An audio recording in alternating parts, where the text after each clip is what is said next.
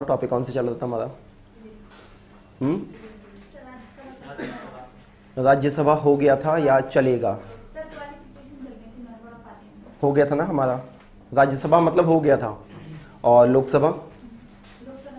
लोकसभा नहीं, लोकसभा हमने डिस्कस तो किया। लोकसभा मेरे हिसाब से लोकसभा के मेंबर्स के बारे में भी किया है हमने, लोकसभा में कैसे कैंडिडेट आते हैं वो भी किया है। अब हमें आज करना ये है speaker. Speaker heading now speaker.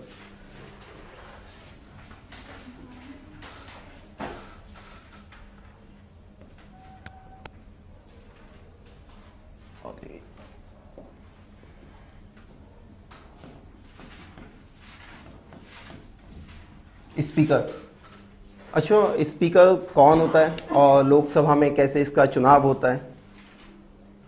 कोई आइडिया? मेजॉरिटी वाली पार्टी चुनती है। अच्छा ये लोकसभा के अंदर का मेंबर होगा या बाहर का? अंदर का। मतलब सिंपल सी बात है कि मेजॉरिटी में जिसे भी रूलिंग पार्टी जो हमारी जिसे मेजॉरिटी है वो जिसे भी चाहे क्या कर सकती है, स्पीकर नॉमिनेट कर सकती है। परंपरा ये थी कि एक मतलब अनुभवी व्यक्ति होना चाहिए, लेकिन पिछले बार से हमने देखा कि ओम बिरला जी आते हैं और उनका बहुत ही जल्दी क्या करते हैं लोकसभा स्पीकर के लिए चुनाव हो जाता है। तो बीजेपी वालों ने क्या किया, एक वो भी परंपरा की नहीं भाई अनुभवी होगा बुजुर्ग ही होगा, वो उसको भी डेमोलिश कर दिया। तो कुल मिला के अब स्पीकर के फंक्शन क्या है? शिवम बता दो कुछ।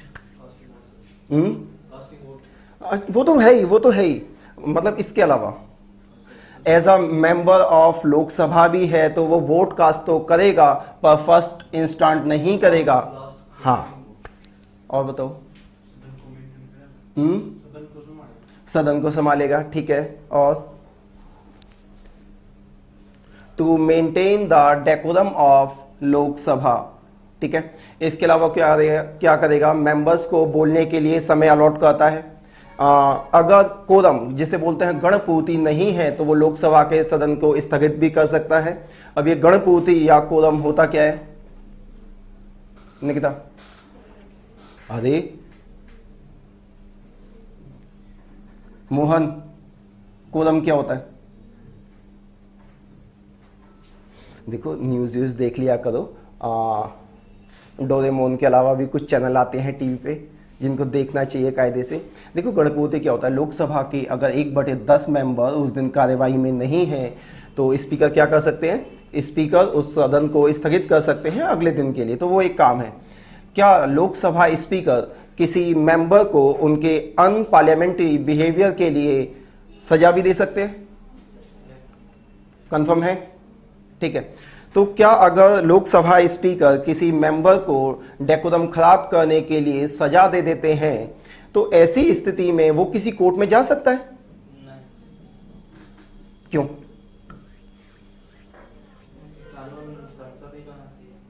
ये कौन सा लॉजिक हुआ?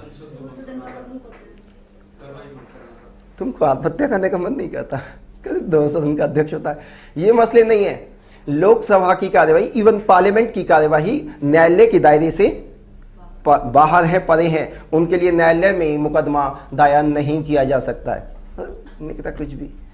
और अच्छा जैसे हम देखते हैं कि लोकसभा का स्पीकर क्या होता है?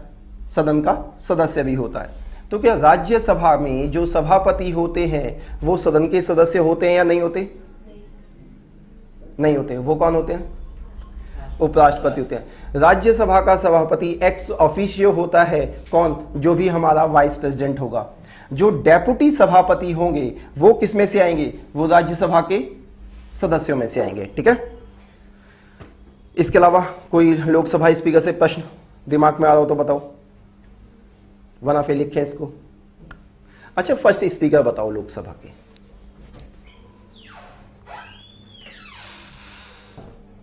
देखो ऑनलाइन क्लासेस का मतलब ये नहीं है आप भी चुप रहेंगे, आप पहले की तरह क्या करते रहेंगे, रिस्पॉन्ड करते रहेंगे, वो मसला अलग है।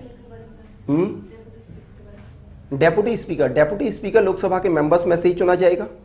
और परंपरा ये है कि स्पीकर रूलिंग पार्टी से आता है, डेप्यूटी स्पीकर अपोजिशन से लिया जाता है, ठीक है। इतना हाँ फर्स्ट लोकसभा स्पीकर ऑप्शन दो, फिर तो मैं बता ही दूंगा, ऑप्शन ही क्या देने। सरदार वल्लभ भाई पटेल। और कोई आप बताएंगे कुछ? तुषार मावी, कुछ कहना है? नहीं, सुनो।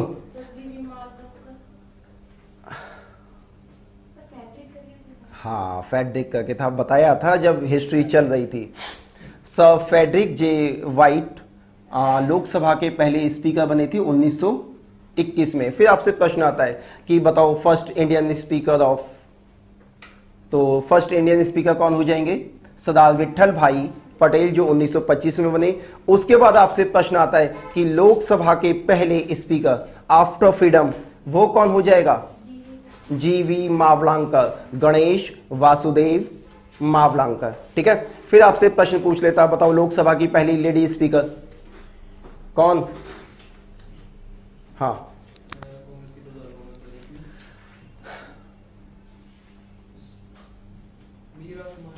मीरा कुमार। ठीक है, अच्छा, उसके बाद ज्यादा से ज्यादा जाएगा तो वो अभी वर्तमान के स्पीकर आपसे पूछ लेगा। वर्तमान में स्पीकर कौन है? तुषार? ओम बिरला। इतना थोड़ा सा पढ़ते जा करो। स्पीकर में इतनी ही इंफॉर्मेशन है जो आपके काम की है, जल्दी से स्पीकर लिख दे। Heading now speaker.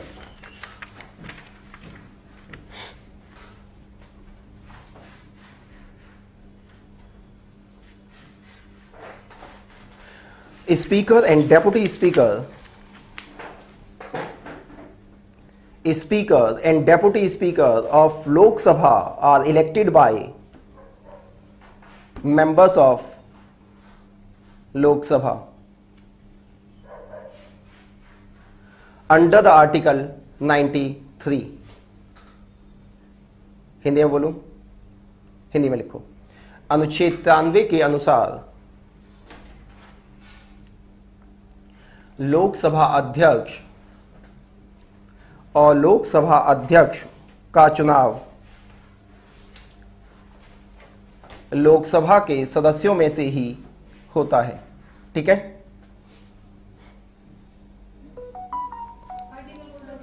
Article 93। Speaker is the preceding officer of Lok Sabha. Lok Sabha को चलाने के लिए स्पीकर जिम्मेदार हैं।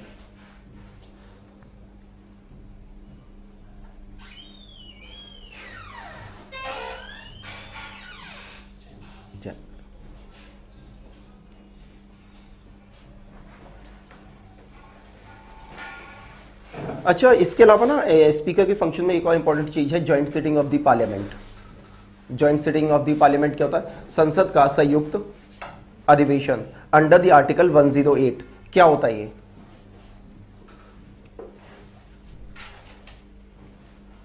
देखो बहुत सामान्य से प्रश्न आपसे पूछ लिए जाते हैं, जनरल जो क्वेश्चन, इनको थोड़ा सा ध्यान रखा करो। अच्छा, एक बात बताओ, तुम सारे साइंस के विद्यार्थी हो सारे, तो तुम्हारा आर्ट लेना बेकार था जब। हाँ, संयुक्त अधिवेशन दिया हुआ है कॉन्स्टिट्यूशन के अंडर द आर्टिकल 108। इसकी कुछ खासियत है, आपसे प्रश्न पूछा जाता है। और ये होता क्या है? ये होता है जब संसद के दोनों सदन एक साथ बैठ के किसी डिसीजन को फुलफिल करने की कोशिश करें या किसी खास मुद्दे पर फाइनल डिसीजन लेने की कोशिश करें। अंश हमने पढ़ा हुआ है पहले, बताओ ज्वाइंट सिटिंग होता है पार्लियामेंट में, उसकी अध्यक्षता कौन करेगा? ऑप्शन दो। प्रेसिडेंट, पूरे तो सुन लेते हैं। President, vice president, speaker, prime minister. Speaker कहते हैं। अरे मतलब पूरा ऑप्शन कम से कम पढ़ लें, है ना। अच्छा, ज्वाइंट सिटिंग किसी भी मुद्दे पे हो जाएगी या कि कोई खास मुद्दा ही होगा जिस पे ज्वाइंट सिटिंग हो सकती है? ऐसे जो कि देश के इंटरेस्ट में है और लोकसभा और राज्यसभा के चक्कर में क्या हुए हैं? अटके हुए हैं। ऐसे कौन से दो विषय हैं जिन पे ज्वाइंट सिटिंग हो ही नहीं सकती? और कॉन्स्टिट्यूशन अमेंडमेंट। ठीक है, तो संविधान संशोधन और मनी बिल पर ज्वाइंट सिटिंग नहीं हो सकती। तो ज्वाइंट सिटिंग को भी प्रोसीड कौन करेगा? स्पीकर। लिखो इसमें संबंध का मतलब, अरे लड़की बुला सकता है। राष्ट्रपति के कहने पर संसद का संयुक्त अधिवेशन आएगा, यहां पे है कि अध्यक्षता कौन करेगा। ठीक है, लिखो इसमें स्पीकर और in his absence deputy speaker proceeds over the joint sitting of parliament. Speaker और in his absence deputy speaker proceeds over the joint sitting of parliament। Deputy speaker opposition का होगा। डेप्यूटी स्पीकर अपोजिशन का होगा। Deputy speaker कौन सी party का होगा? Opposition. नियम यही है, फिक्स नहीं है। लिखो संयुक्त अधिवेशन की अध्यक्षता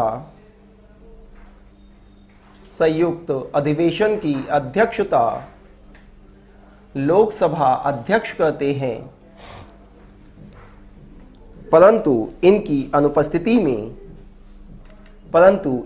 अनुपस्थिति में लोकसभा के उपाध्यक्ष संयुक्त अधिवेशन की अध्यक्षता कर सकते हैं। ठीक है, अगला पॉइंट लिखो स्पीकर के फंक्शन जो भी हमारा लिखो। He can suspend the meeting in the absence of quorum. He can suspend the meeting in the absence of quorum. Hindi में लिखो लोकसभा अध्यक्ष संसद की कार्यवाही को स्थगित कर सकते हैं। संसद की कार्यवाही को स्थगित कर सकते हैं गणपूर्ति ना होने पर। गणपूर्ति क्या होता है? लोकसभा में 545 मेंबर हैं, 545 का अगर 1/10 उस दिन संसद में उपस्थित नहीं है तो लोकसभा स्पीकर उस दिन की बैठक को स्थगित कर सकते हैं। क्लियर है?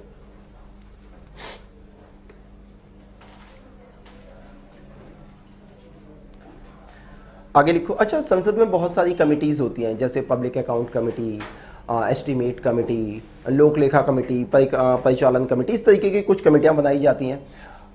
अगर लोकसभा अध्यक्ष किसी कमेटी के सदस्य हैं तो वो उस कमेटी के एक्स ऑफिसियो चेयरमैन होंगे ही होंगे।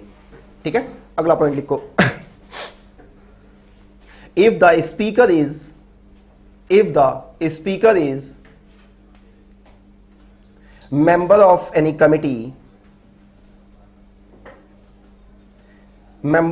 committee, he is the ex officio chairman of such committee। Hindi में लिखो यदि लोकसभा अध्यक्ष किसी कमिटी के सदस्य हैं तो वे कमिटी के सदस्य हैं तो वे उस कमिटी के अध्यक्ष ही होंगे।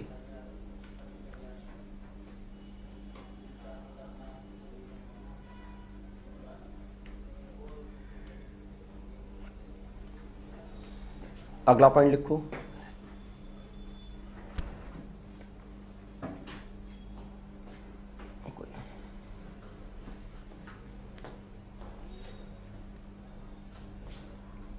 लिखो he has the final power to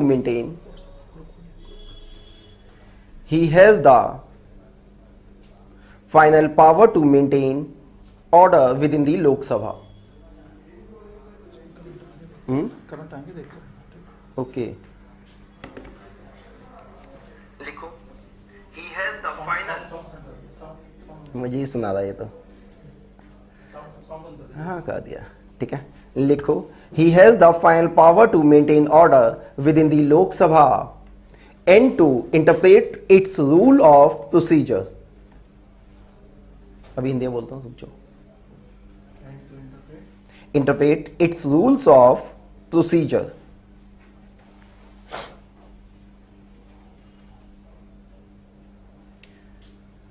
Lok Sabha के किसी भी विषय में, लिखो, लोकसभा के किसी भी विषय में स्पीकर का निर्णय अंतिम होगा। स्पीकर का निर्णय अंतिम होगा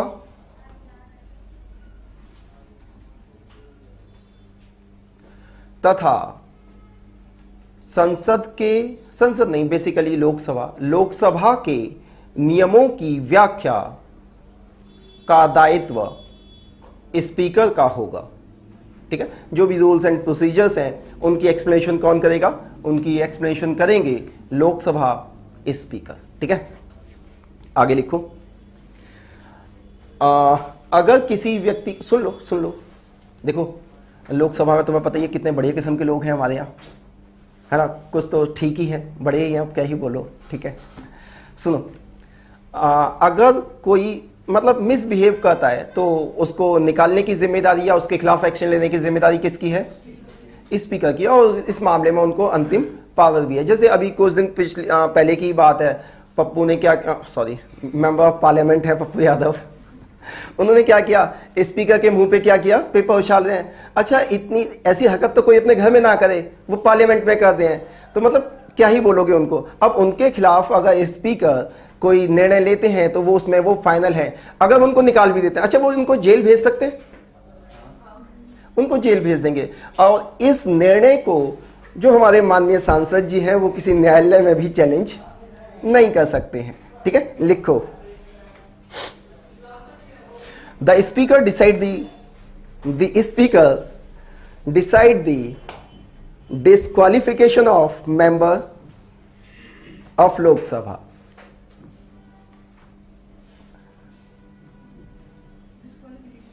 Of member of Lok Sabha. Hindi में लिखो, लोकसभा अध्यक्ष किसी भी सदन के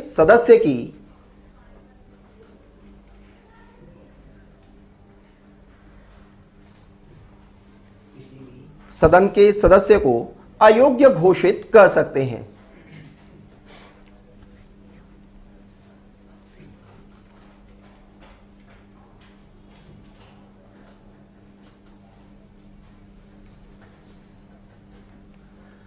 ठीक है, अच्छा, एक और चीज, लोकसभा में काफी बार वोटिंग होती है, टाई अप हो जाता है, तो उस डेडलॉक को तोड़ने के लिए स्पीकर वोट करते हैं। बेसिकली स्पीकर पार्टी से तो है ही, रूलिंग पार्टी से है ही, तो क्या वो सबसे पहले अपना वोट कास्ट कर सकते हैं? अच्छा, उनको न्यूट्रल भी दिखना है, हो ना हो पर दिखना तो है ही। ठीक है, तो वो क्या करेंगे? जब डेडलॉक की स्थिति हो जाएगी तो अंतिम वोट का प्रयोग करेंगे, अगर डेडलॉक होता है तो, अदरवाइज तो ऐसे मसले बनेंगे ही नहीं। लिखो, he does not vote in first instance, he does not vote in the first instance, but he can exercise casting vote,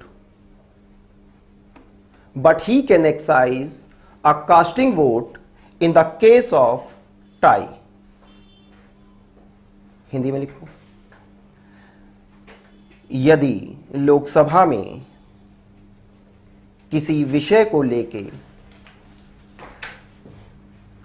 अनिर्णय की स्थिति बनती है, उस स्थिति में लोकसभा अध्यक्ष अपना निर्णायक मत दे सकते हैं।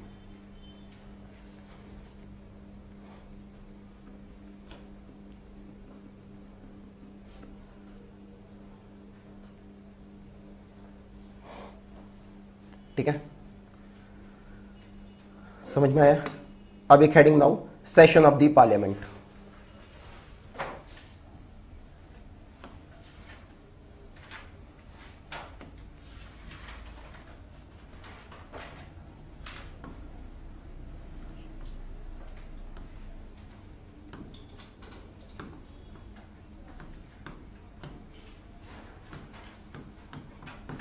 Session of the parliament. Speaker वैसी स्थिति आ जाती है कि स्पीकर को वोट देना पड़े और वो वोट विपक्ष में दे दें और बिल गिर जाए तो सरकार गिर जाएगी। तुमने सारे काम ही ऐसे किए हैं। अच्छा एक बात तो बताओ, टाई अप हो गया है, स्पीकर रूलिंग पार्टी से आता है, हमें सबको पता है। स्पीकर अगर वोट दे रहा है किसमें, अपोजिशन के साथ में जाके, तो ये पता है कौन सी कैटेगरी में आएगा, ये आएगा क्रॉस वोटिंग में।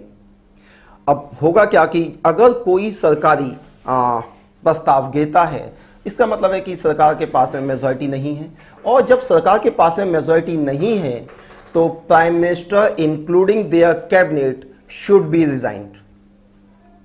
तो तुमने क्या कहा, सरकार गिरा दी, तो गिरी जानी है, फिर होना ही कुछ नहीं है। फिर तो बस राष्ट्रपति जी कहेंगे प्रधानमंत्री जी को कि बहुमत साबित करें, क्योंकि आप बिल तो पास कर नहीं पाए। अगर कोई सरकारी बिल है गिर जाता है तो फिर तो सरकार को इस्तीफा देना ही देना है, ठीक है। अब देखो पार्लियामेंट में बेसिकली 3 सेशन होते हैं। कौन कौन से, अच्छा जब बताना तो मोहन बता ही दो, कौन कौन से सेशन होते हैं पार्लियामेंट में, कोई आइडिया? कुछ नहीं। अंश, पार्लियामेंट में कितने सेशन होते हैं? अच्छा इधर 3 लाइनें हैं तो 3 हो ही जाएंगे। अच्छा सुने हैं तो उनके नाम भी बता दो। शून्यकाल, हाँ तो और 2-4 मनोरंजन हमारा कर ही दो। एक शून्यकाल तो हो गया, दूसरा और बताओ। अरे नहीं कुछ नहीं कहूँगा तो बोल बोल। एक तो बजट होगा सर,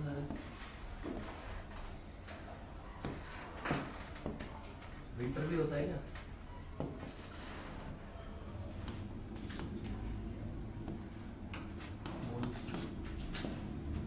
तीसरा होता है।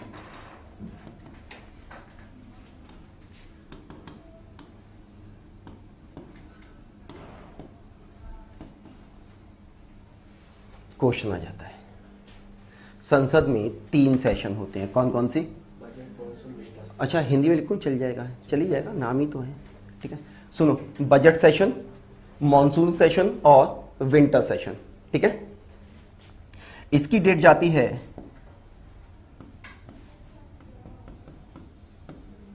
Feb to May,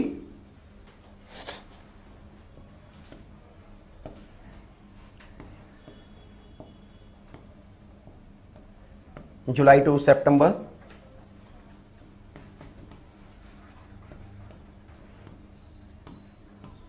एंड नवंबर दिसंबर। और ना जरा ध्यान रखना, ये फिक्स नहीं होते हैं, अप्रॉक्स माना जाता है। कभी कभी तो हमारा बजट सेशन जनवरी में भी शुरू हो जाता है और कभी कभी हमारा विंटर सेशन जनवरी तक भी चलता है, तो ये फिक्स नहीं होता, ये सरकार के ऊपर है कि वो कितना चलाए। ये क्या है, ये एक अप्रॉक्स वैल्यू है कि इतना इतना चल जाता है। अब हाँ, इनमें से 2 तो कंपलसरी होते हैं ना? हाँ 2 सेशंस के बीच में 6 महीने से ज्यादा का समय नहीं होना चाहिए, ठीक है। और देखो इससे क्वेश्चन क्या आ जाएगा, क्वेश्चन आ जाएगा बताओ सबसे लंबा सेशन कौन सा होता है, तो कौन सा हो जाएगा? मॉनसून सेशन हो जाएगा। सबसे छोटा क्या हो जाएगा? यही प्रश्न बनते हैं। लिखो, सबसे लंबा सेशन होगा पार्लियामेंट का बजट सेशन और सबसे छोटा होगा विंटर सेशन। जल्दी से लिख दो सबसे लंबा मॉनसून। जी।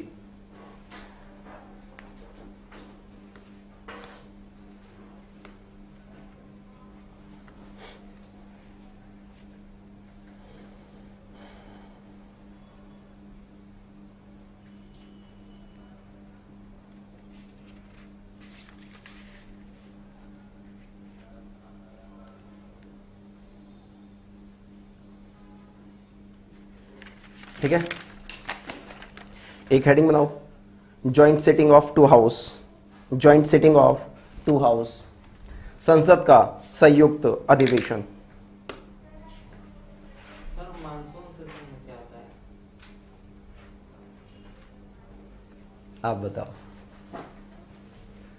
देखो सारी सरकार के कामकाज के बिल आएंगे, ये तो नाम दे दिए हैं कि संसद चलेगी तो उस सेशन को क्या कहेंगे, जो काम यहाँ होना है। अच्छा, इससे ये मतलब नहीं निकालना है कि इस सेशन में केवल बजट ही होगा, बजट के अलावा और भी सारे बिल इसमें पास होंगे। तो जो भी संसद सरकार के काम के या सरकार को लगता है कि इन कानूनों का बनना जरूरी है, वो यहाँ भी बन जाएंगे, वो यहाँ भी बन जाएंगे, वो यहाँ भी बन जाएंगे। आप इसके नाम से आइडिया लगा रहे हो कि यहाँ पे केवल बजट ही होता है।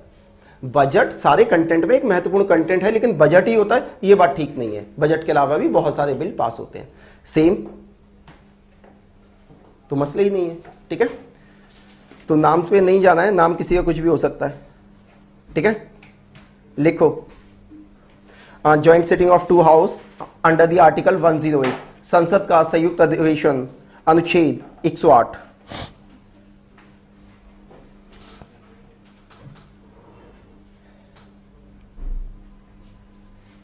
लिखो a bill become an act, a bill become an act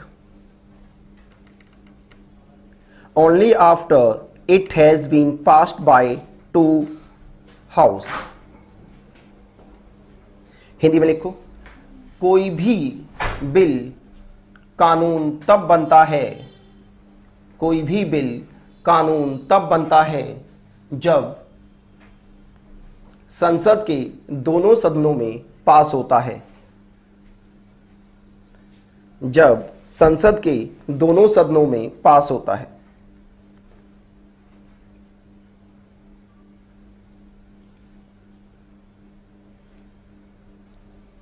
If the any house do not agree, if the any house do not agree,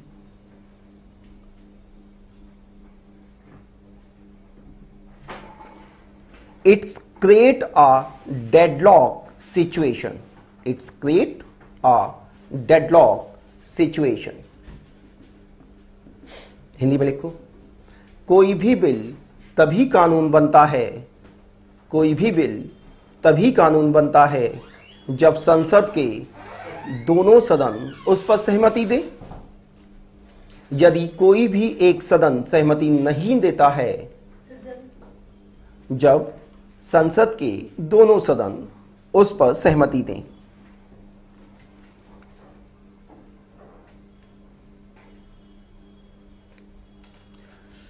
In this situation, Constitution has provided a provision of joint sitting। इस स्थिति में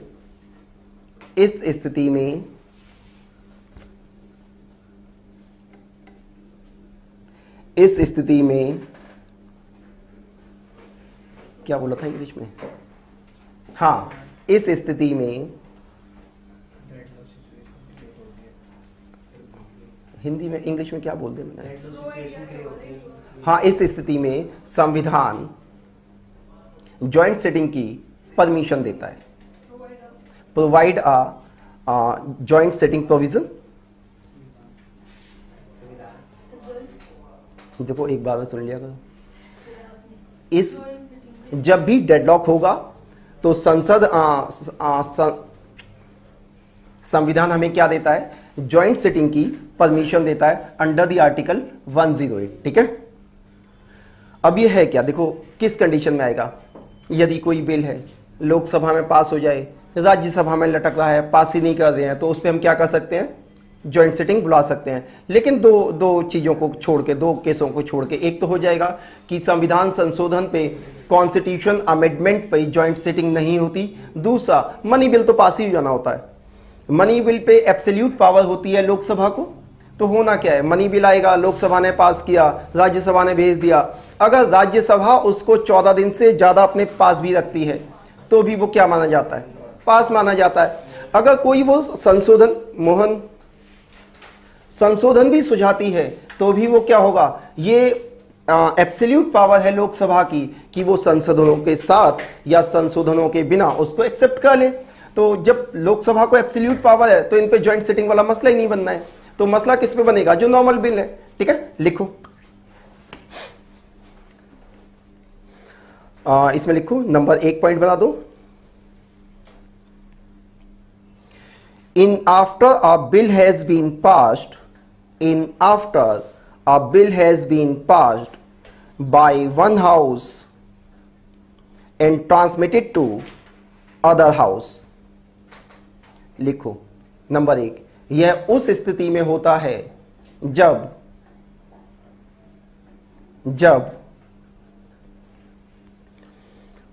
कोई एक सदन bill pass कर दे और वह bill दूसरे सदन में चला जाए.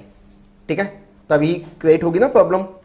अगला लिखो, other house rejected the bill, और दूसरा हाउस क्या करे, उस बिल को रिजेक्ट कर दे. Other house rejected the bill. ठीक है, एक नोट बनाओ, यहां पे नोट लिख दो. There is no provision for joint sitting. There is no provision for joint sitting. Number 1 money bill, number 2 constitution amendment bill. Hindi में लिखो, हिंदी में लिखो.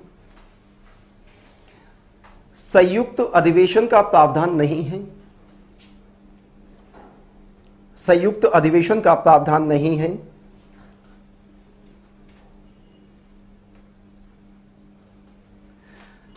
मनी बिल पर और संविधान संशोधन बिल पर.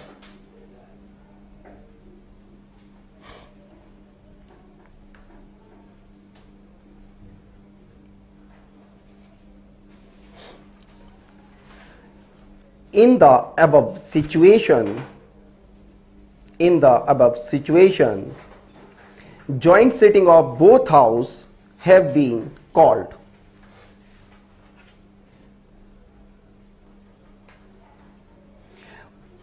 उपरोक्त स्थिति में संयुक्त अधिवेशन बुलाया जाता है या बुलाया जा सकता है.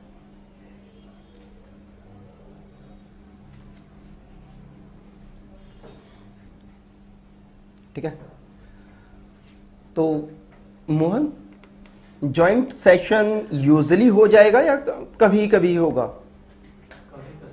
कभी कभी होगा, किसी खास चीज पर ही होगा, इतना ही. तो लिखो till date only thrice joint sitting has been done.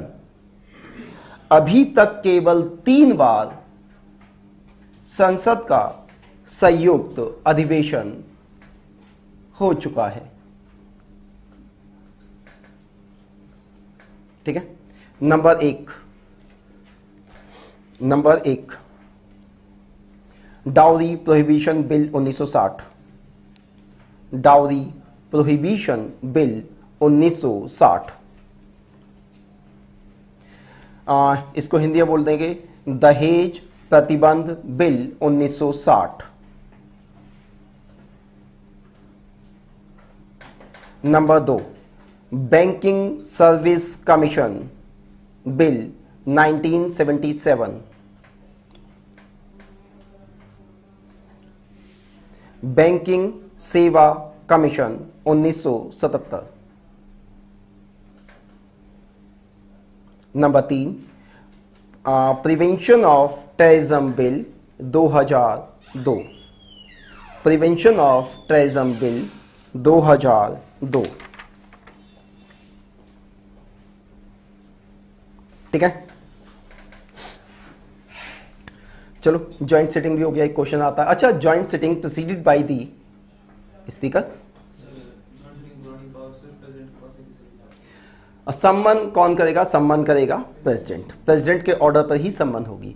अच्छा देखो, अब सरकार का कोई बिल लटका हुआ है, ठीक है, तो प्राइम मिनिस्टर जी उसको क्या करेंगे? पास करने की कोशिश करेंगे, उस प्रपोजल को लेके आएंगे. डेडलॉक हो चुका है, लोकसभा नहीं कर रही है या लोकसभा ने कर दिया, राज्यसभा नहीं कर रही है, राज्यसभा ने कर दिया, लोकसभा नहीं कर दिया है. अब ये गवर्नमेंट का दायित्व है कि वो उस बिल को पास कराए. अब वो क्या करेंगे? स्पीकर को अप्रोच करेंगे. और स्पीकर किसको अप्रोच करेंगे?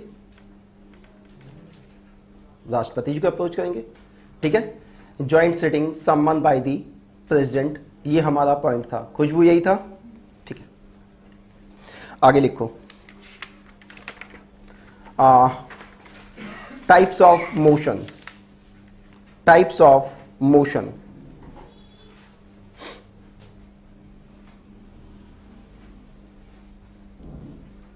टाइप्स ऑफ मोशन आपको दो बताए गए थे, एक बताया गया था नो कॉन्फिडेंस मोशन और एक बताया गया था कॉन्फिडेंस मोशन। हिंदी में लिखो प्रस्ताव, मोशन मतलब प्रस्ताव या प्रपोजल। हमें अभी देखने हैं तो कई सारे, लेकिन जो मोटा मोटा आपसे पूछ लेता है वो कौन से हैं? एक होता है विश्वास प्रस्ताव और एक होता है अविश्वास प्रस्ताव। मोहन, दोनों में क्या अंतर है?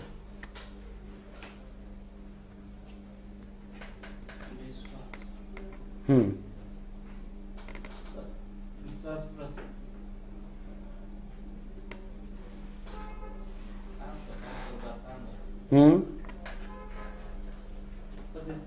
विश्वास प्रस्ताव जिसमें सरकार बहुमत में है, अविश्वास प्रस्ताव जिसमें सरकार के पास बहुमत में और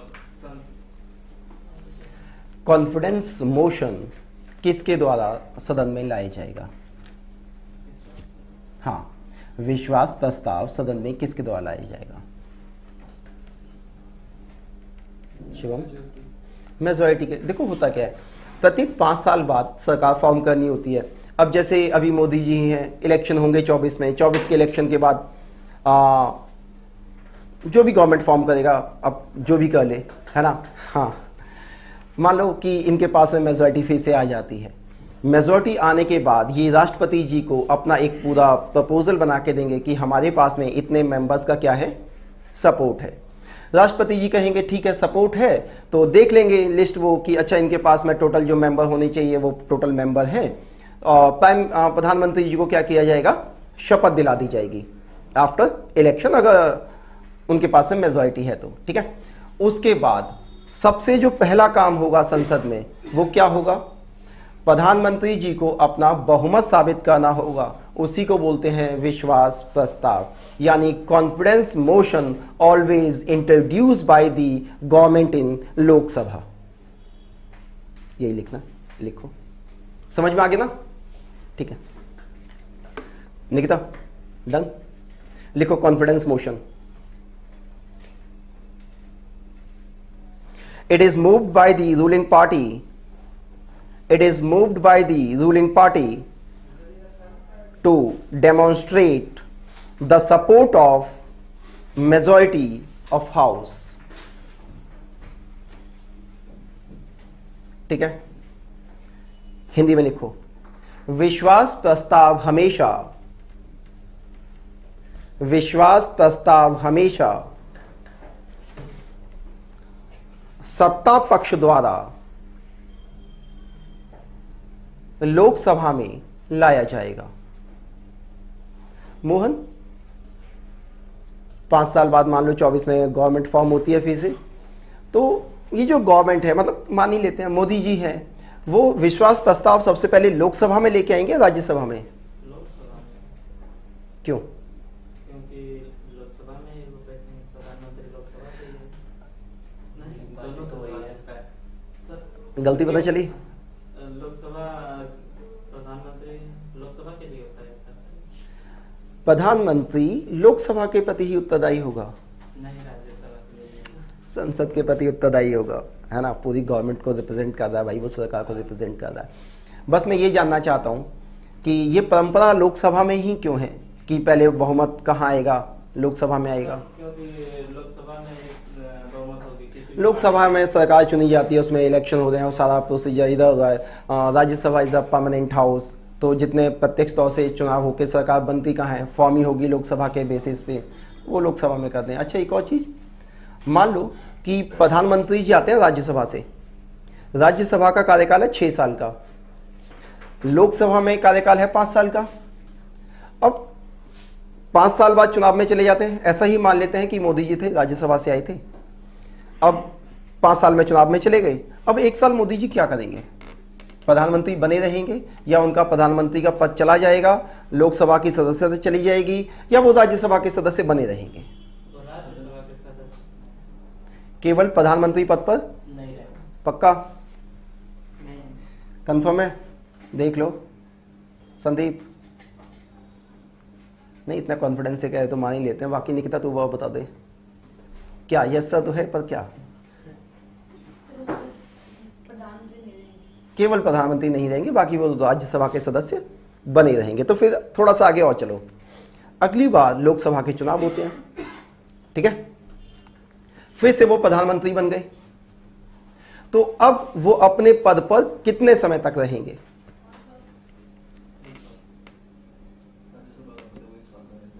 नहीं, लोकसभा की सीट होगी तब कुछ नहीं। अंश जब तक उनकी सरकार है भी तब तक रहेगा। तुम तो खूंटा गाड़ के बिठा दिया है। हाँ, आपका क्या नाम है? दीपांशु बताओ। दीपांशु तिलक लगा के भी आया, इंटेलिजेंट लड़का भी लग रहा है हमें। दीपांशु बताओ कहाँ से? दीपांशु गाजियाबाद, लोकल ही हो मतलब, फिर तो राजनीति में गहरी समझ होगी, यहाँ का लोकल आदमी तो राजनीतिज्ञ होता ही है। हाँ तुषार, अरे कुछ तो बोल दे। कुछ भी नहीं। हाँ प्राची, 5 साल। एक बार फिर से जरा सोचो, 5 साल कैसे रहेंगे? उनकी राज्यसभा में सदस्यता बाकी है 1 साल की, 1 साल की बाकी है। 1 साल बाद उनको दोबारा से या तो वो चुनाव लड़े लोकसभा से, कोई सीट खाली कराएं, फिर बाई इलेक्शन करें, फिर वो वहां से आए, या वो राज्यसभा के लिए फिर से चुने जाएं। लेकिन अभी कितने दिन के लिए वो अपने पद पे रह सकते हैं? जब तक उनकी राज्यसभा में क्या है? सदस्यता है। इतना ही है ना? तो 5 साल तो वो रहेंगे ही, लेकिन किसी ना किसी सदन की सदस्यता आने के बाद। ठीक है, चलो लिखो इसमें, कहां तक लिख दिया?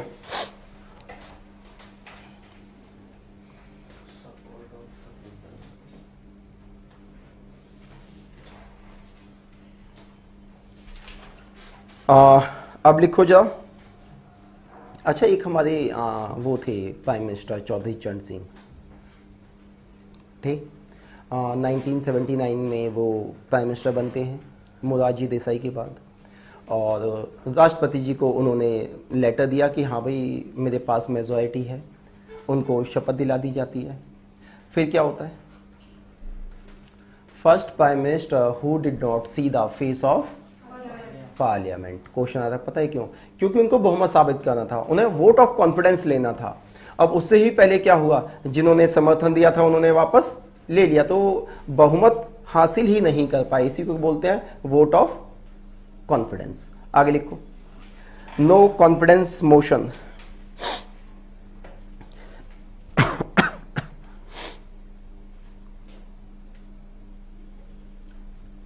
नो कॉन्फिडेंस मोशन, ठीक है। इट कैन बी इंट्रोड्यूस, अच्छा इसको पहले समझ लो, ये किसके द्वारा लेके आया जाएगा? विपक्ष। अच्छा, विपक्ष हमेशा ना इस जुगाड़ में रहता है कि गवर्नमेंट गिरा दो। और हमने देखा कि अभी जब मोदी जी का चुनाव होने वाला था, 19 में हुआ था ना, ये 19 में चुनाव हुआ था, उससे पहले अपोजिशन ने काफी मेहनत की कि हम नो कॉन्फिडेंस मोशन लेके आएंगे और इंट्रोड्यूस करेंगे। उससे होता क्या है कि सरकार को थोड़ा दिन ये नियंत्रण करने की कोशिश करते हैं या उसको प्रेशराइज करने की कोशिश करते हैं। मोदी जी के पास में एब्सोल्यूट मेजॉरिटी थी, उसके बाद भी राहुल गांधी ने काफ़ी मेहनत की कि मेंबर ऑफ पार्लियामेंट को जुटाया जाए, बिल लेके आया जाए, लेकिन वो हो नहीं पाया। होता ही है कि हमेशा 5 साल के एंड में ना आप देखोगे कि अपोजिशन क्या करता है, इसका यूज कर लेता है, नो कॉन्फिडेंस मोशन का यूज करता है सरकार को गिराने के लिए। और होता क्या है कि कभी कभी उसको उम्मीद होती है कि अगर बैलेंस रहा, क्रॉस वोटिंग हो गई, तो क्या पता हम सरकार को गिरा ही दें। तो इसे कौन लेके आएगा? इसे लेके आएगा अपोजिशन। इसको बोलते हैं अविश्वास प्रस्ताव। लिखो, it can be introduce only in Lok Sabha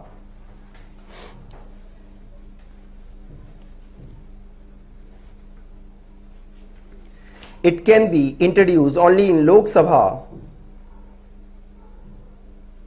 by the member of opposition. Hindi में लिखो, हिंदी में लिखो, अविश्वास प्रस्ताव, अविश्वास प्रस्ताव लोकसभा में आता है तथा इसे विपक्ष के सदस्यों द्वारा लाया जाता है।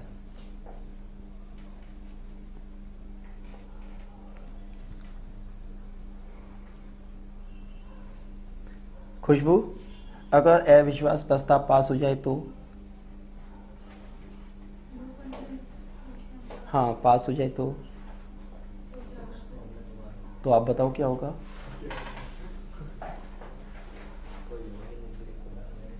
हाँ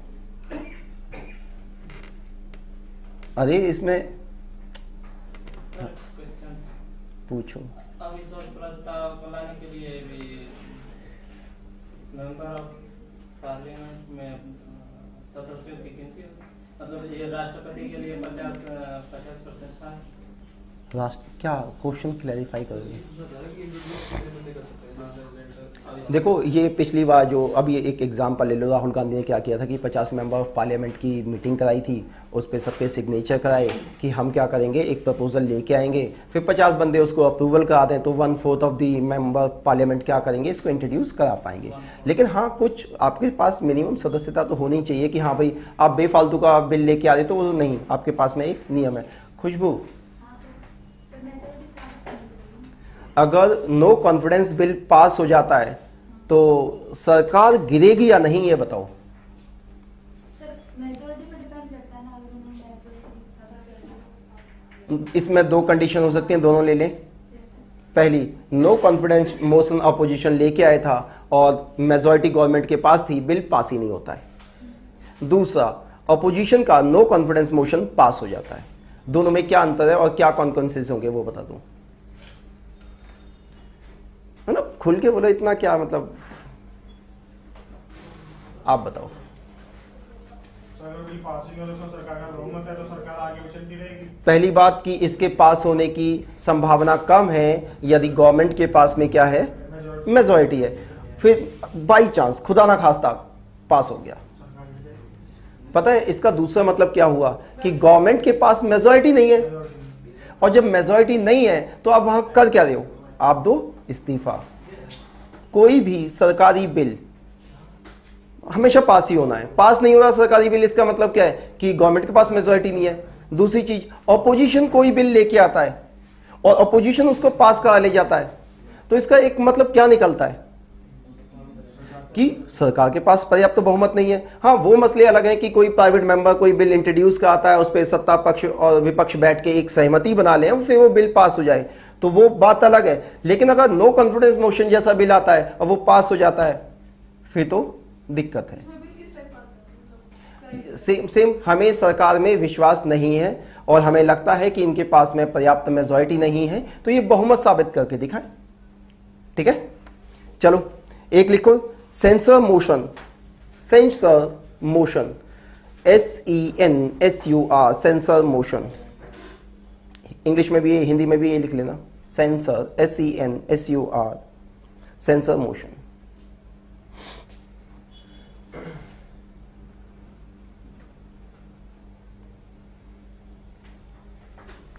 अच्छा देखो, इसको समझ लो, इसको अपोजिशन इंट्रोड्यूस करता है, अपोजिशन लेके आएगा और बिल में क्या होगा कि हम सरकार की नीतियों से सहमत नहीं हैं, और ये दे रखा है आर्टिकल 184 के तहत हम क्या है उसकी बिल की नीतियों से सहमत नहीं है। अच्छा अगर ये बिल भी पास हो गया तो क्या हो जाएगा, दिक्कत हो जाएगी। लिखो, the motion seeks disapproval of policy of the ruling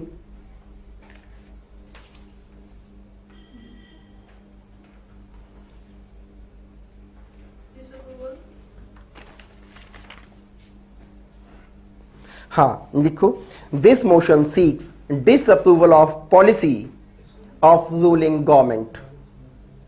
ठीक है, हिंदी में लिखो, यह प्रस्ताव सरकार की नीतियों में अविश्वास दिखाने या उनके साथ सहमति को व्यक्त ना करने को बताता है। मतलब हम सरकार की पॉलिसी से खुश नहीं है और हमें सरकार की पॉलिसी में इंटरेस्ट भी नहीं है और हम उनके साथ सहमति भी नहीं जता रहे हैं। तो क्या है सेंसर मोशन, क्या है, disapproval of policy of government which is introduced by the opposition. लिख दो,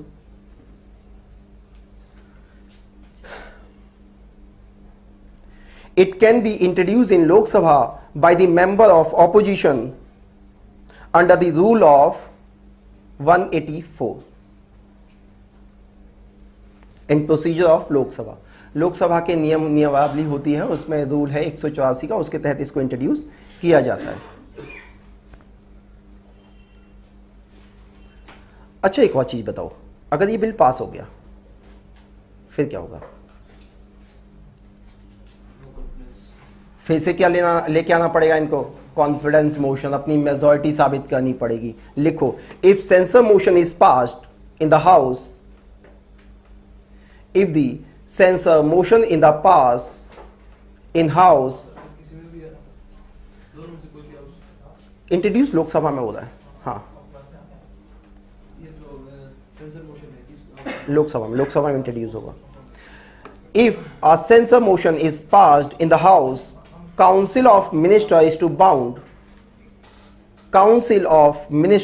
bound to seek the confidence of Lok Sabha as soon as possible.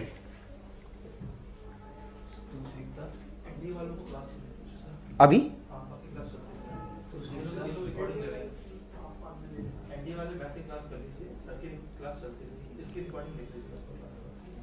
ये इतना जल्दी कैसे? ओके, ठीक है, इनको जाने दो। हाँ, लिखो, अगर सेंसर मोशन पास हो जाता है तो सरकार को बहुमत साबित करना पड़ेगा। चलो पहुंचो। Bound to seek the confidence of Lok Sabha.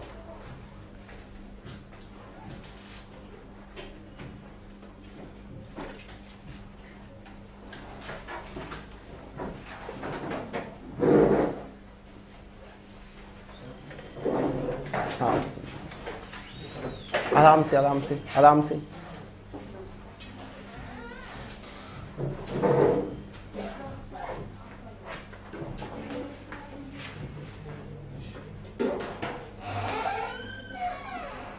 ठीक है, चलो लिखो आगे। हिंदी में बोलना है ना। यदि सेंसर मोशन लोकसभा में पास हो जाता है तो सरकार को अपना बहुमत साबित करना पड़ेगा। क्लियर? आगे लिखो।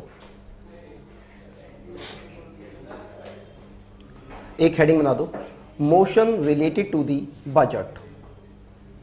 हिंदी, बजट से संबंधित प्रस्ताव। Motion related to the budget, budget से संबंधित प्रस्ताव।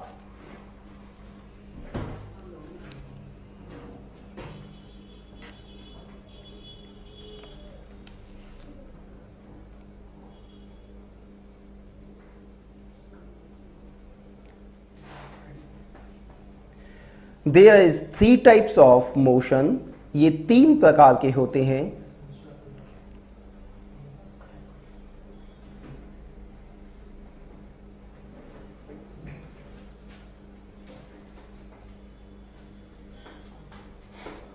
नंबर 1, पॉलिसी कट मोशन, नीति,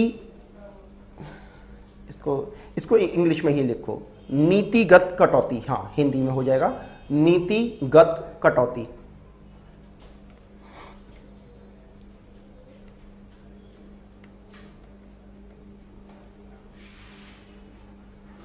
इसका मतलब समझ लो क्या है। सरकार कोई बजट लेके आती, बजट तो अलग ही है, सरकार कोई प्रस्ताव लेके आती है जिसमें बोलेगी कि हम किसी पॉलिसी पे या किसी प्लानिंग पे हम इतना खर्च करना चाहते हैं। अब होता क्या है? अब होता ही है कि ऑपोजिशन बिल लेके आता है और ऑपोजिशन कहता है कि जो आपने डिमांड पार्लियामेंट के सामने रखी है उनमें से आप 1 रुपए की कटौती करेंगे, 1 रुपए की। तो ये 1 रुपए की कटौती ये नहीं दिखाता कि गवर्नमेंट की सेहत पे कोई फर्क पड़ने वाला है, वो ये दिखाता है कि ऑपोजिशन आपकी नीतियों से खुश नहीं है। ठीक है, तो इसमें क्या प्रस्ताव रखा जाता है कि आपने जो डिमांड की है उनमें से 1 रुपए की क्या की जाए, कटौती की जाए, जो इस बात का संकेत है कि ऑपोजिशन क्या चाह रहा है, disapproval of the policy of government. लिखो इसमें, the member moves that the demand may be reduced by, दोबारा लिखो, the member moves that the demand में बी रिड्यूस बाय 1 रुपी। इसमें सदस्य, हिंदी में लिखो, इसमें सदस्य सरकार से मांग में 1 रुपये की कटौती करने को कहते हैं। 1 रुपये की कटौती करने को कहते हैं। लिखो, it represent the disapproval of policy of government. It represent the disapproval of policy of government, जो कि यह दिखाता है कि हम सरकार की नीतियों से सहमत नहीं हैं। ठीक है। दूसरा लिखो, इकोनॉमी कट मोशन, अर्थव्यवस्था में कटौती या आर्थिक प्रस्ताव में कटौती, जो भी है इकोनॉमिक जो लिखना, इकोनॉमिक कट मोशन कभी मिल जाएगा आपको, इकोनॉमी कट मोशन। ठीक है, कुछ भी होगा, मतलब जो उन्होंने पूरा अर्थव्यवस्था को चलाने के लिए प्रस्ताव या डिमांड रखा है उसमें एक ठीक ठाक कटौती के पक्ष में अपोजिशन है। लिखो, in this motion reduction in the amount of demand substantial. In this motion, reduction in the amount of demand is substantial.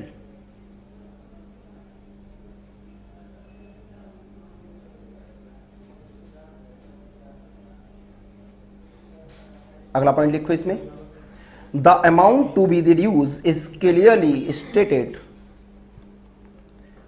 The amount to be reduced is clearly stated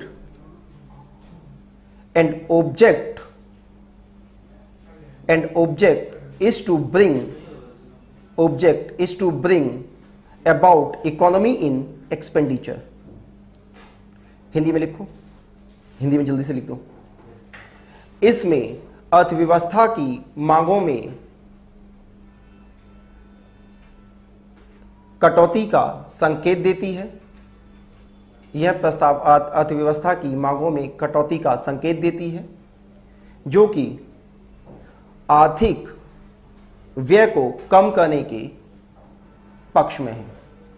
ठीक है, वो नहीं चाहता पोजीशन की इतनी सारी डिमांड खर्चे यहां पे करें, उसको क्या करते हैं, वो ऑब्जेक्ट करते हैं, उसका विरोध करते हैं। कहां से, the amount to be reduce is clearly stated. The amount to be reduce is clearly stated. The object is to bring about economy in expenditure. संकेत देती है, पूरा बोल रहा हूं कि संकेत देते हैं और वह खर्च को बढ़ाने के पक्ष में या पक्षधर नहीं है। Bring about economy in expenditure. ठीक है, लिखो, टोकन कट मोशन, सांकेतिक कटाव का प्रस्ताव।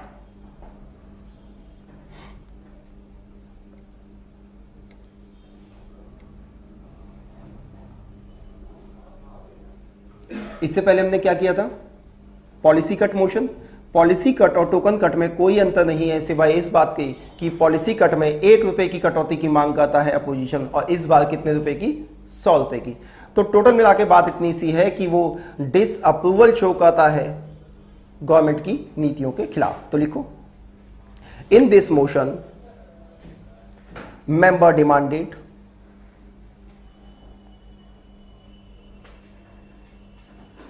reduce the expenditure by 100 rupees.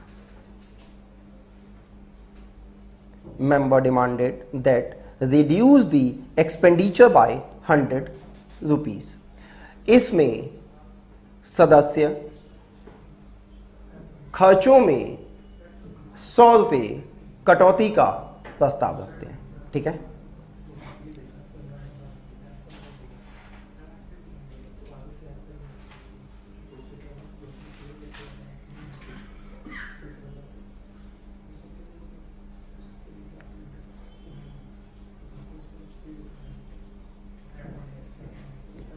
ठीक है।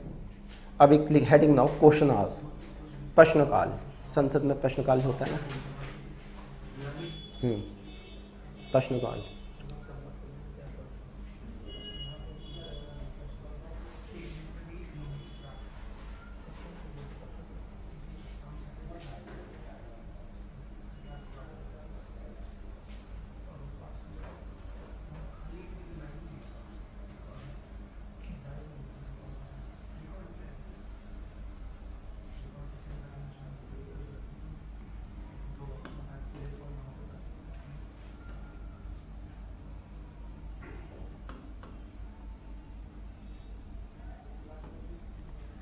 Question hours.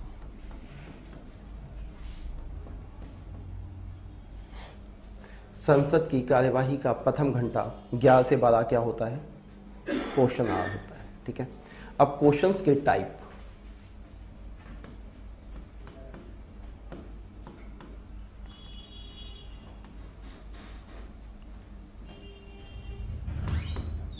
Types of question. प्रश्नकाल चला, प्रश्नकाल इसको क्या बोलते हैं?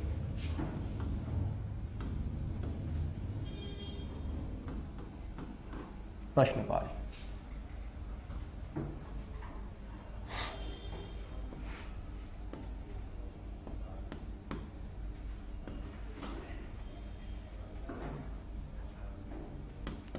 स्टार्ट क्वेश्चन, पार्लियामेंट में 3 तरीके के क्वेश्चन पूछे जाते हैं। Start question,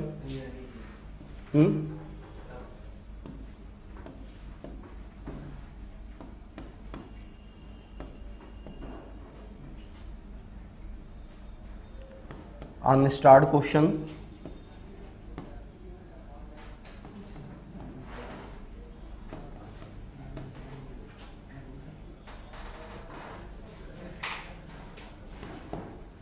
short notice question, ठीक है। जल्दी से लिख दो फिर समझा देता हूँ। हाँ, प्रश्नों के प्रकार जो पूछे जाते हैं, प्रश्न 3 प्रकार के पूछे जाते हैं। तारांकित प्रश्न, तारांकित क्वेश्चन पूछने के बाद उसके ऊपर स्टार मार्क लगाते हैं तो वो क्या हो जाता है? स्टार्ड क्वेश्चन। अनस्टार्ड क्वेश्चन जिनके ऊपर इस तरीके की कोई गतिविधि नहीं होती है। और फिर शॉर्ट नोट्स क्वेश्चन यानी अल्प अवधि के प्रश्न जिनको बहुत जल्दी ही पूछ ले जाते हैं। देखो पार्लियामेंट की एक पूरा प्रोसीजर होता है कि आप क्वेश्चन लगाएंगे टेबल ऑफ द हाउस पे। टेबल ऑफ द हाउस कहाँ है? वो जो बैठे रहते हैं ना स्पीकर के जस्ट नीचे, वो टेबल ऑफ द हाउस पे आप क्वेश्चन लगाएंगे। फिर आपको बताया जाएगा कि आपका कितने दिन बाद आपका उत्तर मिलना है। तो वो एक मिनिमम प्रोसीजर है। लेकिन शॉर्ट नोटिस मतलब जिसको अल्प अवधि प्रश्न कहेंगे कि जिनका आंसर आपको जल्दी रिक्वायर्ड है, उनको क्या बोलेंगे? उनकी कैटेगरी अलग हो जाएगी और उन्हें कहेंगे शॉर्ट नोट्स क्वेश्चन, ठीक है। वो स्टार्ट क्वेश्चन,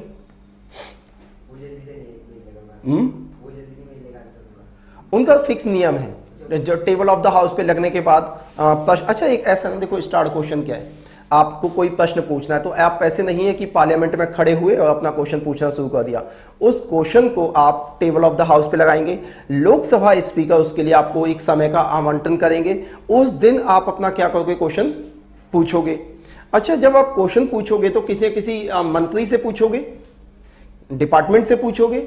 अगर आप खड़े होकर सीधा क्वेश्चन पूछ रहे हो तो मंत्री जवाब कैसे देगा अगर उसकी जानकारी उसको नहीं है? तो आपने टेबल ऑफ द हाउस में क्वेश्चन लगा दिया। अब जो क्वेश्चन है वो संबंधित मंत्रालय में जाएंगे, उसका जवाब मंत्री जी को देना है। तो मंत्री जी तैयारी करके आएंगे या नहीं आएंगे? तो इसीलिए नियमित समय 21 दिन, 25 दिन, 14 दिन जो भी उसको समय मिलेगा उस हिसाब से उनको क्या करना है? क्वेश्चन पूछना है। अगर आप आज क्वेश्चन लगा रहे हो तो मिनिमम 15 दिन के बाद में आपको नंबर मिल जाता है और उस दिन आप क्या करोगे? बहस में पार्टिसिपेट करोगे। अरे सारे बता रहा हूं, बीच वाले सारे बताऊंगा, कैसी बात करते हैं। स्टार्ट क्वेश्चन क्या है? जो ऑली पूछे जाते हैं। आपने देखा मंत्री जी खड़े हुए, खट से तुमने ये नहीं किया, वो नहीं किया, वो नहीं किया। और इसके बाद क्या? अपोजिशन, सामने से मंत्री जी जवाब देंगे आपको। आप ही हो तुषार मावी जी, है ना। आपने सरकार से क्वेश्चन पूछा है कि बताओ इस सरकार ने पिछले 5 साल में कितने बेरोजगारों को रोजगार दिए। लोग ग्रुप जीडी के लिए रेल की लाइन पे हड़ताल कर दें, सरकार कुछ कर नहीं दी। अग्निवीरों ने ऐसी तैसी कर रखी, सरकार कुछ कर नहीं दी। डैश डैश डैश बड़े सारे डैश लगा के आप क्वेश्चन पूछ लेते हो, आपने क्वेश्चन पूछ लिए। अब मंत्री जी को प्रिपेयर होने का भी तो समय मिलना चाहिए ना, तो एक नियमित समय आपको दिया जाएगा जिसमें आप क्वेश्चन पूछोगे। और ये कैसे पूछे जाते हैं? मौखिक प्रश्न होते हैं, ओरली पूछे जाते हैं। एंड ओरली पूछे जाने में एक फायदा और भी है कि supplementary question can be asked. आपने क्वेश्चन पूछा, मंत्री जी का समय आया, मंत्री जी बोल रहे, आपसे रहा नहीं गया, आप खट से खड़े हो गए, बोलेगा 2 बातें और बता दो। तो इसमें क्या है? Supplementary question can be asked, यानी सहायक प्रश्न या पूरक प्रश्न भी आप पूछ सकते हो। ठीक है। अनस्टार्ड प्रश्न, अनस्टार्ड प्रश्न क्या होते हैं? ये आप प्रश्न लगाओगे टेबल ऑफ द हाउस पे, इसमें आप लंबी चौड़ी इंफॉर्मेशन चाहते हो। जैसे मान लो बाढ़ भूकंप आ गया, बाढ़ भूकंप आ गया तो आपने सरकार से पूछा कि इन सरकार की वजह से देखो इतने देश में आपदा फैली, इस सरकार का मैनेजमेंट ठीक नहीं था, आपने 10-20 क्वेश्चन पूछ दिए। अब ये सारे प्रश्नों का आंसर जो होगा वो कैसा होगा? आप चाहते हो कि उन सारे क्वेश्चंस का आंसर कैसा हो? लिखित हो।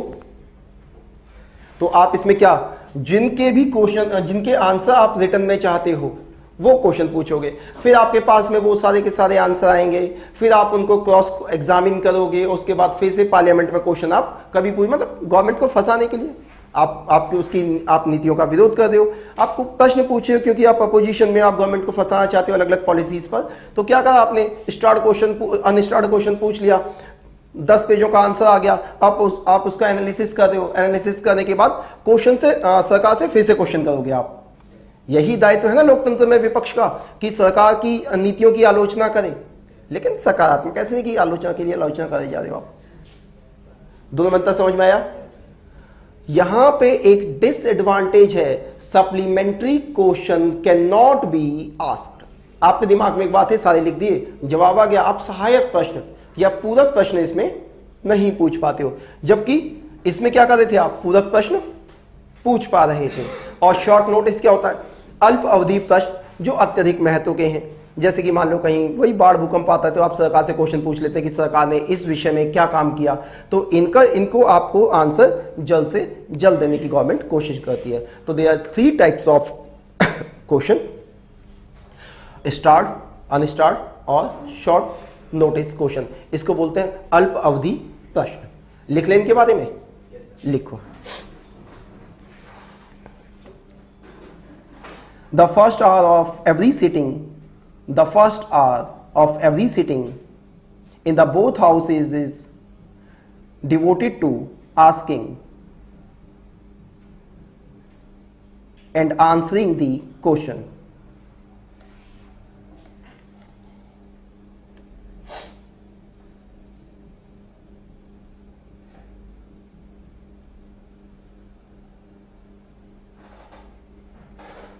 लिखो हिंदी में।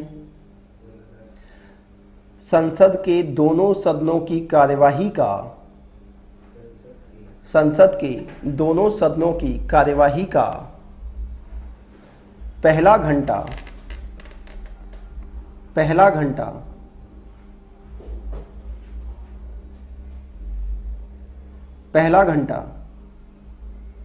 प्रश्नकाल होता है, प्रश्नकाल होता है। It is known as question hour, इसे प्रश्नकाल कहते हैं। प्रश्नकाल ही हो गया क्वेश्चन आवर, ठीक है।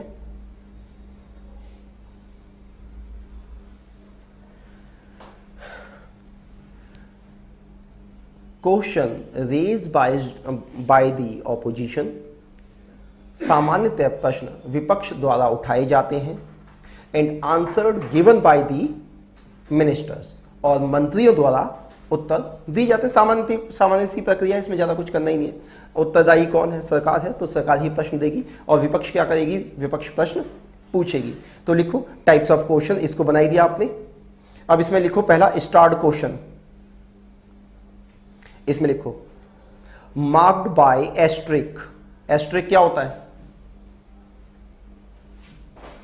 Marked by asterisk. It required an oral answer. It required an oral answer. यह मौखिक जवाब प्राप्ति के लिए पूछे जाते हैं। ये प्रश्न मौखिक जवाब के लिए पूछे जाते हैं या मौखिक पूछे जाते हैं।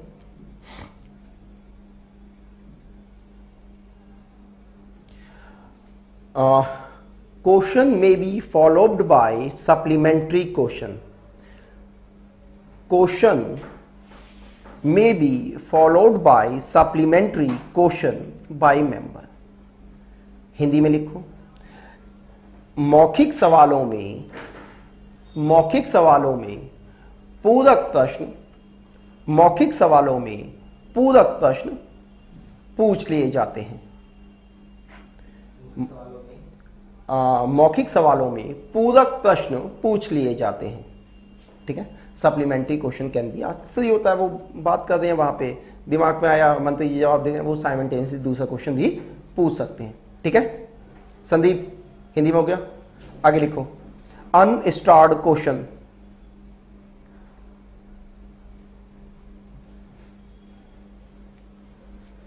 It does not carry N asterisk mark. इस पे तारे का चिन्ह नहीं लगा होता है, इन पर तारे का चिन्ह नहीं लगा होता है। It does not carry N asterisk mark. Answer to such question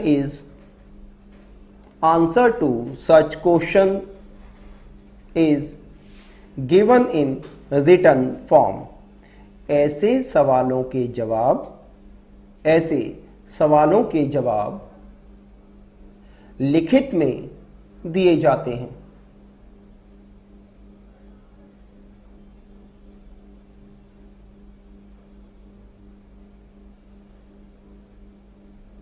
ठीक है, आगे लिखो, supplementary question can not be asked.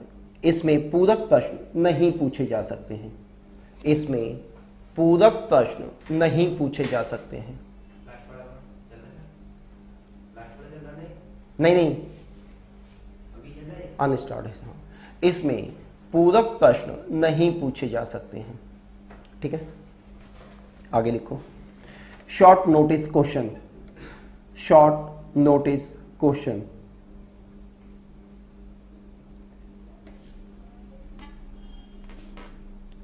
It is related to a matter of urgent public importance. It related to a matter of urgent public importance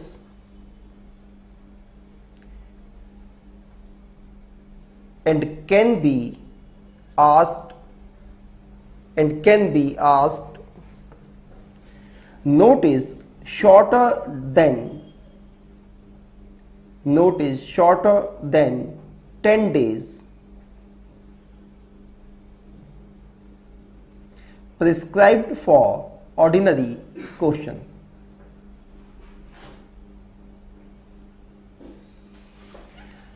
Hindi में लिखो, ये अत्यधिक जनसामान्य के महत्व के प्रश्न होते हैं, या ये जनसामान्य के महत्व के प्रश्न होते हैं। ये अत्यधिक जनसामान्य के महत्व के प्रश्न होते हैं तथा ये अल्प अवधि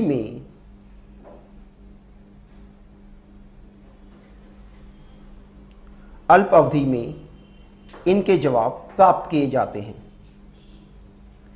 इनके जवाब अल्प अवधि में ही प्राप्त किए जाते हैं। साधारण क्वेश्चन के तहत या साधारण प्रश्न के तहत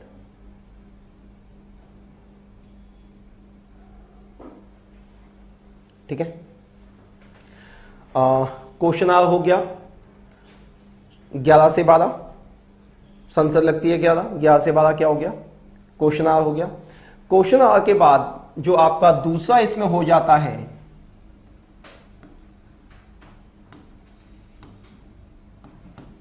जीरो आवर।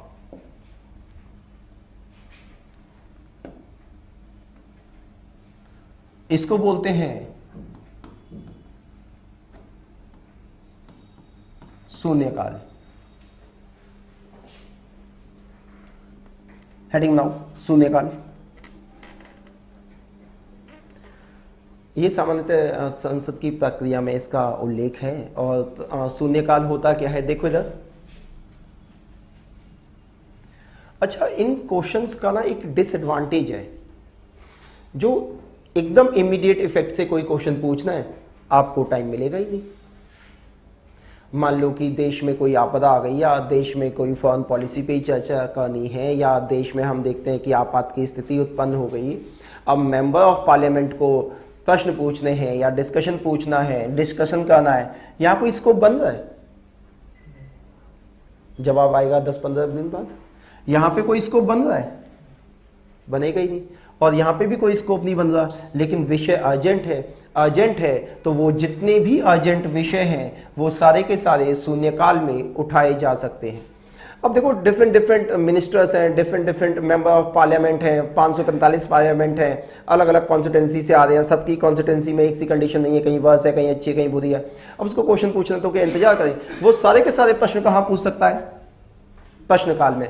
और इसके लिए कोई प्री नोटिस नहीं देना होता है, ठीक है। आप लोकसभा अध्यक्ष से समय की रिक्वायर करेंगे, वो आपको समय दे देंगे और आप तुरंत ही अपने प्रश्न पूछ सकते हैं। लिखो, the time immediately following to question hour, the time immediately following to question hour in both house is known as 0 hours. प्रश्न काल के बाद का समय शून्यकाल होता है।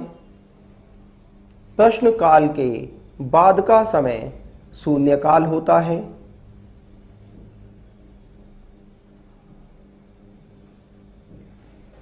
It is an informal device. It is an informal device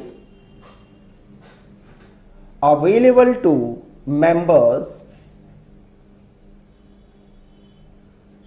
to raise matter without any pre-notice. Without any pre-notice.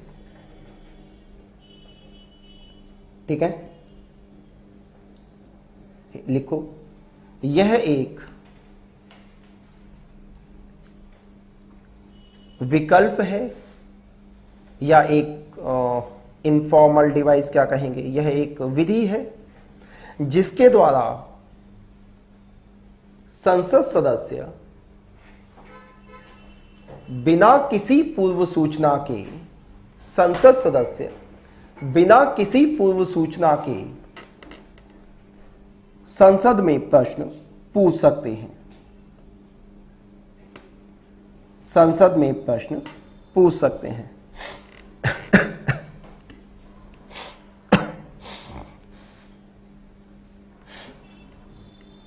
ठीक है, हो गया। अच्छा, अब ना आपको एक प्रश्न आते हैं कमिटीज ऑफ पार्लियामेंट। देखो, संसद में कुछ कमिटीज बनती हैं जो अलग अलग काम करेंगी, उन कमिटीज से आपको प्रश्न पूछ लेते हैं। अच्छा, कुछ कमिटीज ऐसी हैं जिनमें केवल लोकसभा से सदस्य आएंगे, कुछ कमिटीज ऐसी हैं जिनमें लोकसभा राज्यसभा से दोनों से सदस्य आएंगे। और कभी कभी प्रश्न पूछ लेता है कि बताओ सबसे ज़्यादा सदस्य किस कमिटी में है, या कोई दूसरी कमिटी है तो उसमें कितने सदस्य लोकसभा से हैं और कितने सदस्य राज्यसभा से हैं। तो एक हेडिंग बनाओ, पार्लियामेंट्री कमिटीज। पार्लियामेंट्री कमिटीज,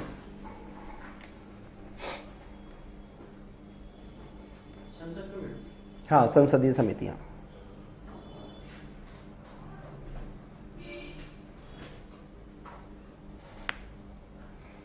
अच्छा, ये बनाई क्यों जाती हैं? किसी भी संसद के विषय को गहराई से समझने के लिए, इन डेप्थ इंफॉर्मेशन के लिए, ताकि फर्दर क्या किया जाए, इसमें सुधार किया जाए। ठीक है, लिखो, it is inconvenient for the parliament, it is convenient for the parliament to constitute committees to conduct in-depth studies and make recommendation. Hindi में लिखो। इन समितियों का उद्देश्य किसी विषय को गहराई से समझने, किसी विषय को गहराई से समझने तथा उसके विषय में सिफारिशों को देने से संबंधित है। अच्छा देखो, किसी के विषय में स्टडी करेंगे तो हम क्या चाह रहे हैं कि वहाँ पे इम्प्रूवमेंट होगा तो कमिटीज़ बनेंगी। पहले उन्होंने उसको स्टडी किया, बाद में उस पर रिकमेंडेशन दी। रिकमेंडेशन क्या करेंगे? For the improvement of any institution. तो विषय के बारे में गहराई से जानकारी दें तथा उस पर अपनी सिफारिशें दें।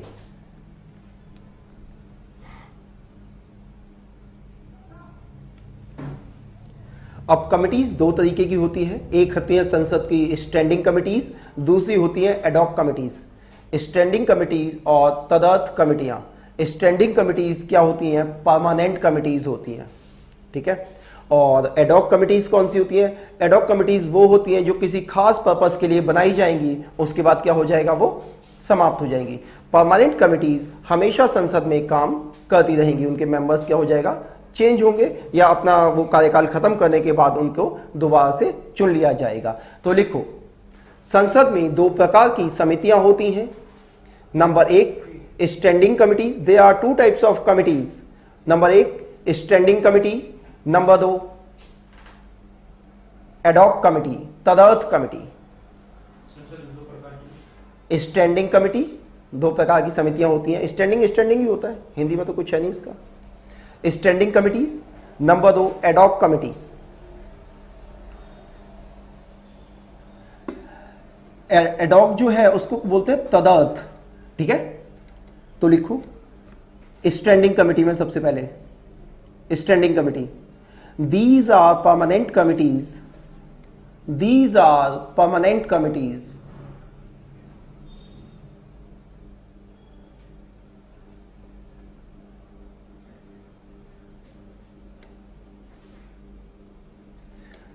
their members are either elected or appointed. Their members are either elected or appointed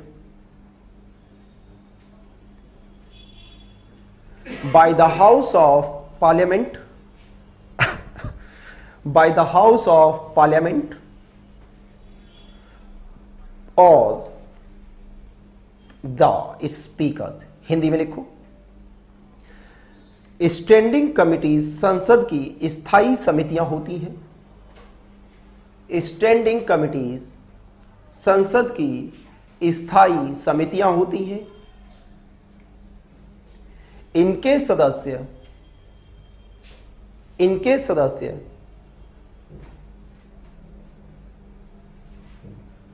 चुने हुए अथवा नामांकित हो सकते हैं।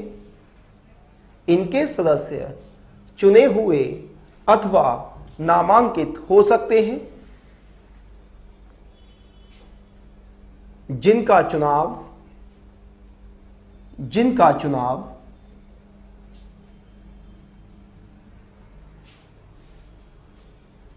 संसद के द्वारा किया जाता है, जिनका चुनाव संसद के द्वारा किया जाता है अथवा लोकसभा अध्यक्ष के द्वारा किया जाता है,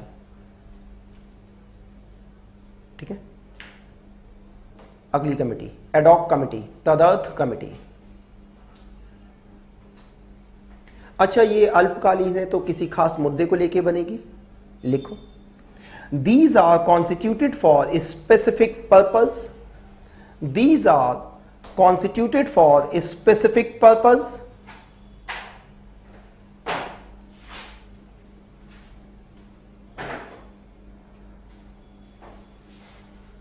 after completion of work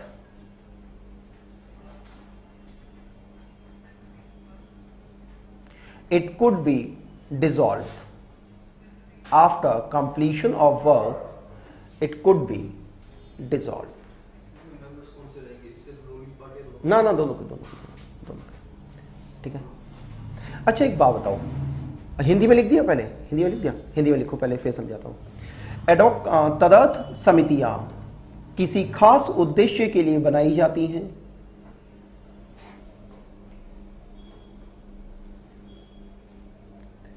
तथा इनका काम पूरा होते ही इन्हें समाप्त कर दिया जाता है।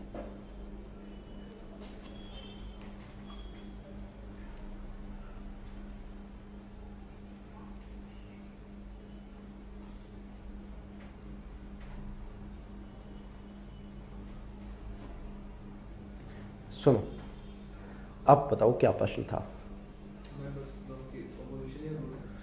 अच्छा एक और चीज, सरकार तो सारे लोग सरकार चला ही रहे हैं, गवर्नमेंट की तो मतलब रूलिंग पार्टी की तो गवर्नमेंट है ही, वो सरकार चला ही रही है। इनके क्या है कि किसी खास उद्देश्य के लिए बनाई जा रही है कि हम इन विभागों की जांच करेंगे या ऑडिट की जांच करेंगे या बजट पे जो जो खर्चे हुए हैं उनकी जांच करेंगे। अगर जांच करने वाले लोगों में भी सारे के सारे सरकार के हुए तो उसकी हमें खामियां तो कभी पता ही चलेंगे ही नहीं। तो जब भी कोई कमेटी बनेगी तो इसमें पक्ष के भी, सत्ता पक्ष के भी लोग होंगे, विपक्ष के भी लोग होंगे, but any minister can not be a part of committee. मंत्री समिति में नहीं होगा। मंत्री होगा तो इन्फ्लुएंस करेगा ना काम को, तो फिर सही निष्कर्ष पे पहुंचेंगे कैसे? मिनिस्टर, कैबिनेट मिनिस्टर हो, काउंसिल मिनिस्टर हो, और आपका मतलब काउंसिल ऑफ मिनिस्टर्स में से कोई सा भी हो जाए। मिनिस्टर अगर किसी कमेटी का सदस्य रहेगा और वो मंत्रालय को भी चला रहा है तो वो कभी चाहेगा कि उसके मंत्रालय की कोई कमियां लोगों के सामने आए, तो वो इन्फ्लुएंस कर सकता है ना। तो कभी भी मंत्री इन कमेटियों के सदस्य नहीं होते। इसमें सत्ता पक्ष के लोग हो सकते हैं, इसमें विपक्ष के लोग हो सकते हैं, इसमें लोकसभा से लोग आ सकते हैं, इसमें राज्यसभा से लोग आ सकते हैं। तो इनसे सबसे मिला क्या बनाई जाएंगी? कमिटीज। और कुछ हमें 4-5 कमेटियां इंपॉर्टेंट करनी है, वो करेंगे हम अगली क्लास में। आज के लिए